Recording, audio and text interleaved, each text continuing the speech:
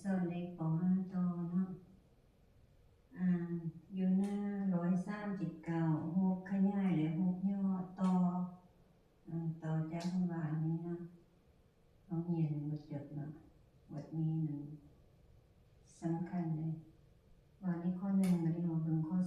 2รูป CJ EFG H เนาะรูป CJ ตัวนี้นะ EFG H นี่แม่นรูปขยาย2เทื่อของรูป CJ ABCD รูปตัวนี้ขยาย2เทื่อของรูป CJ ABCD นี่รูปขยายไม่ประมาณมันจะคือกันหมดเลยนะเขาสมมติทำเต็มแบบเพิ่มตัวนี้ขนาดตัวนี้นะเพิ่มตัวนี้ขนาดกับตัวนี้ข้างตัวนี้กับแต่ขนาดกับตัวนี้เนี่ยทำเต็มมันเป็นมุกขยายข้าง AB เนี่ยกับขนาดกับ EH นี้แล้วข้าง DC นี่กับขนาดกับ HG นี่มันจะขนาดกันตามแต่ละโคข้างของมันนะขยาย2เทื่อไม่ก็ว่าค่า EF เนี่ยก็ต้องเท่า2เทื่อของ AB คล้ายคือกันนั้น EH ก็เท่า2เทื่อของ AB HG ก็เท่า2เทื่อของ DC แล้วก็ FG ก็ต้องเท่า2เทื่อของ DC นะแต่ละข้างนะข้างกลมกันก็ต้องเท่า2เทื่อมันขยาย2เทื่อข้างมันจะขยาย2เทื่อแต่ว่ามุมมันเนี่ย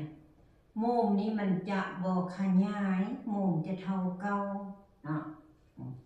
คือมุม B นี่กลมกับมุม F จะเท่ากับมุม F นะมุมมันB เท่า80มุม F ก็เท่า80คือกันเพราะว่าข้างแต่ละอันมันขนานกันในข้างกลมกันขนานกันมันจะเป็นมุมซ้อนขนานกันจะเท่ากันเนาะแล้วมุม C นี่นะก็จะเท่ามุม G นี่นะมุม G เท่า75มุม C ก็เท่า75คือกันนะแต่ละมุมกลมกันนะมุม E ก็เท่ามุม A นี่มุม H ก็เท่ามุม D ส่วนมุมแล้วมันจะเท่ากันตามกลมกันกับแต่ละมุมมันแหละเนาะพอข้างที่กลมกันมันขนานกันเลยมุมจะเท่ากัน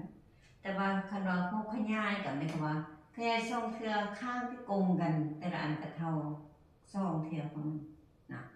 เมื่อฮู้นั้นแล้วเราสามารถมาตอบตามคำถามได้เนาะข้างที่สอดคล้องกับ AB แม่นข้างใดแม่นจักสังติคืออาจารย์อธิบายมากี่มื้อนี้เนาะข้างที่สอดคล้องกับ AB ก็แม่นข้าง EF แม่นจักสังติข้างที่สอดคล้องกับ AB แม่นข้างใดข้างที่สอดคล้องกับ AB จะเป็น EF เนาะแล้ว EF นี่จะเท่าจักสังติเท่ากับเว้าได้ว่า EF ก็เท่า2เท่า AB ข้างที่สอดคล้องกับ AB แม่น EF มันก็เท่า2เท่า AB เพราะว่ามันเป็น6พยาย2เท่าก็เอา2คูณ2ซนติเมตรพอ AB เท่า2ซนติเมตรนี่ก็เท่า4ซนติแสดงว่าค่า EF นี่เท่า4ซนติ2มุมที่สอดคล้องกับมุม B แม่นมุมใด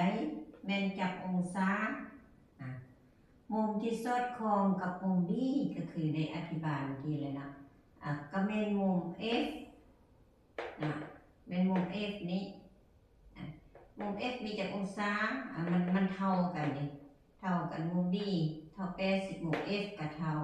80คือกันข้อ2ข้อ3รูป CJ ABCD แม่น6ยอดเท่าใดเทื่อของรูป CJ EFG H รูป EFG H นี่นะเป็นรูปขยายของรูป ABCD 2เทื่อรูป CJ EFG H เท่า2เทื่อรูป CJ ABCD มันเป็นรูปขยายมันจะเท่า2เทื่อของรูป CJ ABCD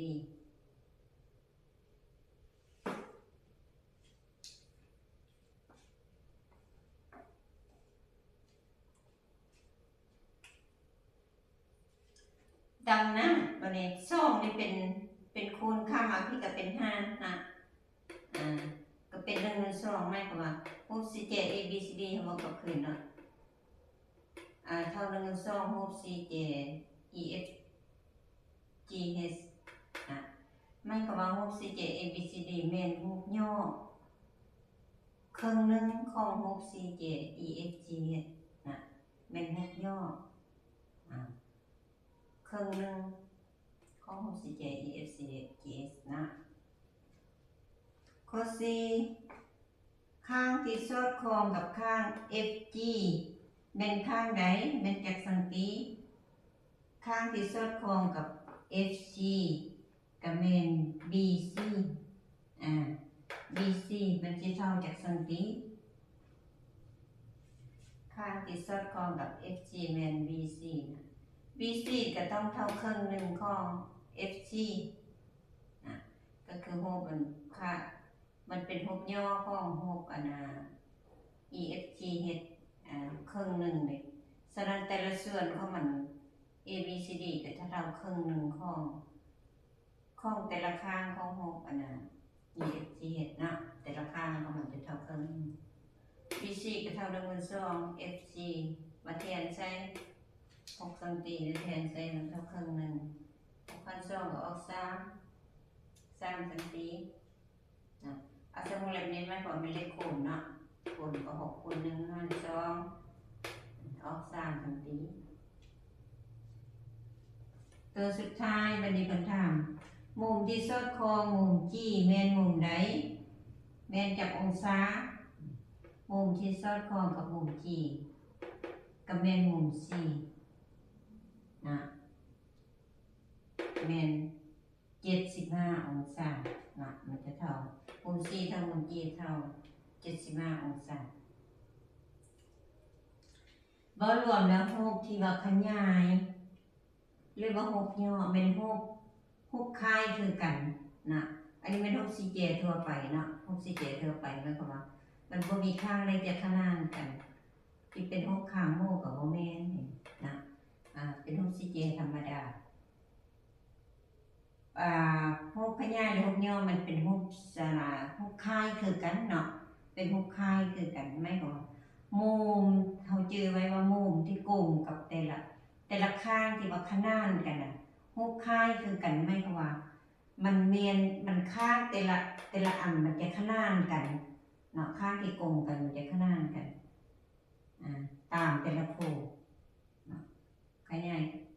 ขนานกันตามแต่ละคู่แล้วมุมที่โกงกันแต่ละอันจะเท่ากัน